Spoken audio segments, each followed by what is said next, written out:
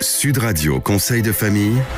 Avec Domitis Invest. Choisissez Domitis Invest et investissez l'esprit libre avec des loyers sécurisés tous les mois, que votre bien soit occupé ou non. Bonsoir à toutes, bonsoir à tous, bonsoir Stéphane Moller. Bonsoir Olivier. Le président et le fondateur du cabinet Via Wealth Management. On va répondre ce soir à Patrick. Patrick nous a écrit, il souhaite anticiper un éventuel handicap physique ou mental et désigner une personne de son entourage qui pourra le représenter le jour où il sera inapte. Quel conseil peut-on lui donner ? Alors c'est un sujet récurrent de nos auditeurs, sujet à la fois délicat et intéressant. La réponse à cette question réside probablement dans un mandat de protection future. En fait, toute personne majeure ou mineure émancipée, appelée le mandant.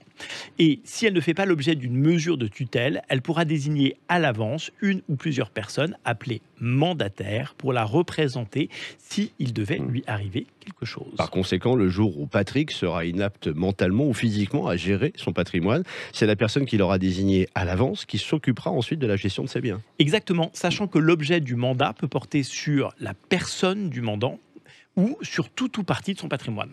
Quelles sont les personnes qui peuvent établir un mandat de protection future ? Alors, comme on l'a dit précédemment, toute personne majeure ou mineure émancipée ne faisant pas l'objet d'une mesure de tutelle, ou alors une personne en curatelle, mais avec l'assistance de son curateur, ou un parent exerçant l'autorité parentale ne faisant évidemment pas l'objet d'une mesure de tutelle pour protéger son enfant, par exemple un enfant handicapé. Et qui peut devenir mandataire ? Alors toute personne physique, comme par exemple un membre de la famille ou un proche qui est choisi par le mandant, mais aussi une personne morale inscrite sur la liste des mandataires judiciaires à la protection des majeurs.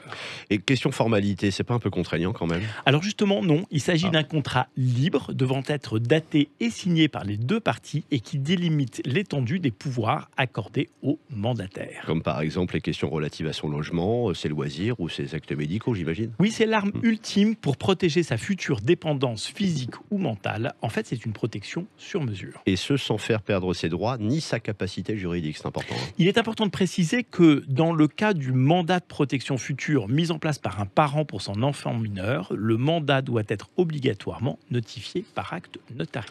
Et l'activité du mandataire, elle est contrôlée, évidemment. Oui, il y a en premier lieu un inventaire du patrimoine du mandant.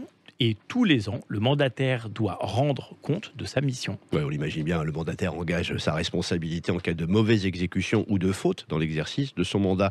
Ce même mandat, il prend effet à partir de quand ? Alors, dès que le mandataire constate que l'état de santé du mandant ne lui permet plus de prendre soin de sa personne. Ainsi, un certificat médical sera établi et sera évidemment vérifié par le greffe du tribunal judiciaire. Voilà ce qu'on pouvait vous répondre, Patrick. Prenez soin de vous et cette chronique, vous la retrouvez en podcast sudradio.fr. On se retrouve demain, nous. À demain, Olivier. À demain. C'était Sud Radio Conseil de famille. Avec Domitis Invest. Choisissez Domitis Invest et investissez l'esprit libre avec des loyers sécurisés tous les mois, que votre bien soit occupé ou non.